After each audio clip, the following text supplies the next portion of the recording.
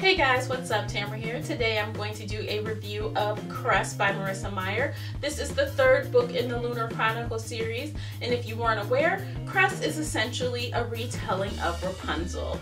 So let's back up a little bit. First was Cinder, which was a retelling of Cinderella, and then there was Scarlet, which was a retelling of Little Red Riding Hood, and now we have Cress, which is, like I said, Rapunzel. And these are basically the essence of those fairy tales rolled into a new, like, post-apocalyptic sort of sci-fi sort of young adult world where there are androids and robots and aliens, or people who live on the moon. They're called lunars, and they live on Luna, and there's a lot of sci-fi things going on, and it's a very different experience as far as how the fairy tales have been woven into this new world. Now, I gotta give Meyer much credit on her world building abilities, because these stories really, and Cress continues with that theme. It really puts things in a new light with a fresh take, and it's fun and it's light, and it is through and through young adults. So in this installment, we meet Crescent Moon, and she is Rapunzel. And based on the previous books, had you read them, I'm not giving you any spoilers, we've seen her before. And she was essentially, she is a hacker basically. She works for Thaumaturge Mira. She was pretty much captive, and she lives on a satellite, and we saw her in Scarlet, and I think we even saw her for a millisecond in Cinder, and she has been like spying on the Earthens, as they call them, and she's been reporting back to Thaumaturge Mira. And we know the Thaumaturge is the right-hand lady of Levana, so we know she is high up on the food chain as far as the Lunars are concerned. Essentially, the gang, which consists of Cinder, Scarlet, Thorne, Wolf, yeah, those four. Am I missing anyone? Oh, and of course, Aiko. They kind of like take off to rescue Cress. And Cress is like the most traditional of the damsels in distress. She really has that young, I need help, come rescue me vibe about her. She's not as strong-willed or as knowledgeable as, say, Scarlet is with real-world situations. She's been put away on this satellite, so she really has no interaction with humans other than her program that she created, Little Cress, which is basically a 5-year-old version of her, something like that. And speaking of ages, honestly, I could not figure out how old Cress is. Now, you guys, if you know how old Cress is, leave it in the comments below, because I remember going back and trying to figure it out.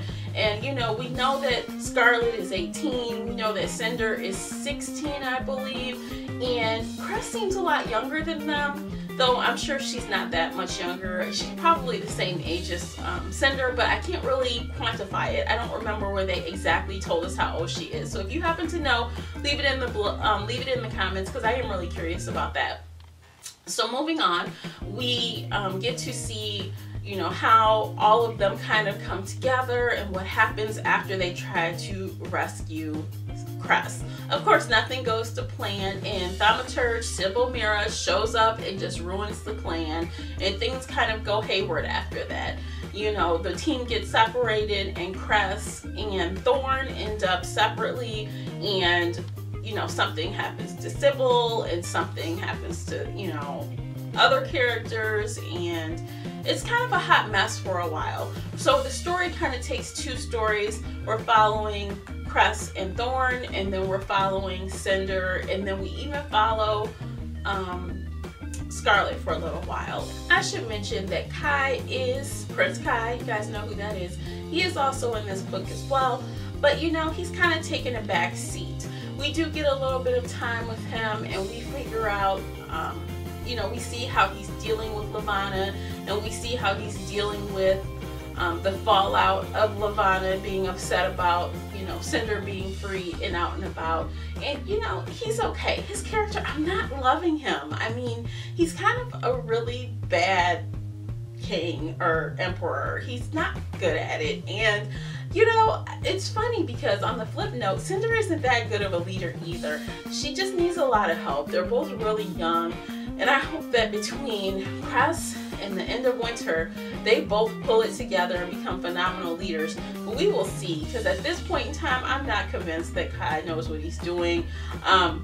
He doesn't know what he's doing, and it's really sad to see. You know, and Cinder too, she really doesn't really have a good plan, and her plans are haphazard, and that's unfortunate. But I do feel like the two of them together, thinking together, could be awesome. So I'm curious to see how that all shakes out by the end of this series. And you know what? Basically, there's, like I said, there's a lot of different things going on, and toward the end, everything kind of just comes together and it gels, and some things are wrapped up, some things are new.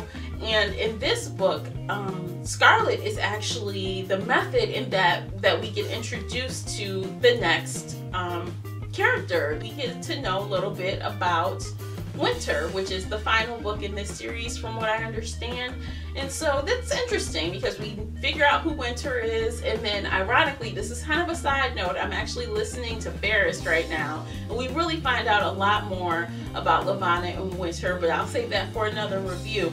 But I do recommend that if you read Cress and you plan on reading Winter, that you do read Ferris in between those. It is really an awesome gap filler. So continuing on, we get to learn a lot more about Cress, who she is, how she ties into this whole thing, and she's really not just some programmer. She ties in with Dr. Airline in a way. She ties in with Levana in a way. So she really has a place in this puzzle. I really like Cress. She's very young, she's innocent. Her character is evolving though. She is not exactly the same at the end as she was in the beginning. And I like Thorne with her. I like them together. They're really cute. You know, Thorne is, you know, cocky, and you know, basically you know him from the last book. He's like Mr. I am the best, I'm a captain, even though he's not. He thinks he's the best thing since sliced bread. And you know what? Cress is going to knock him down a few notches. Some things happen to him in this book that knocks him out of Mr. Perfection. And you know, so overall I liked this story. It was very cute, it was well paced. Like the previous two, I also listened to Cress on audiobook, and I really enjoyed the narrator, Rebecca Solar. She is really able to do all of these voices, all of the characters, and bring them to life in a believable way. She really adds to the story, because you know, with audiobooks, it's all about, you know, the writing, the storytelling, and then the narrator just is like the icing on top of the cake. And it really it can really hurt a story or take it to the next level. And I believe Rebecca Solar really took it to the next level. So if you guys don't have time to read this series, I totally recommend it on audio because it's a great listen. So what would I rate Cress by Marissa Meyer? I would rate it 4 out of 5 bookmarks. Same as the previous installments, I really enjoyed it. I felt that this was a progressive type of story, and while we are introduced to new people along the way, the core story is still, you know, in the forefront. So this is clearly something that is becoming more, I guess, detailed. Things are becoming more involved, and I feel like this is going to have an awesome ending, and I can't wait to find out what that is. So have you guys been reading the Lunar Chronicles? If so, what book are you on? Please share, let me know. Let me know what you guys thought of Cress, and if you enjoyed it, are you anxiously awaiting Winter? Have you started Ferris? Let me know all that good stuff in the comments below. I'd like to see what you guys are thinking, and if not, or have you added this to your TBR list? That is it for today. Thank you so much for watching, and I'll see you in my next video. Bye guys.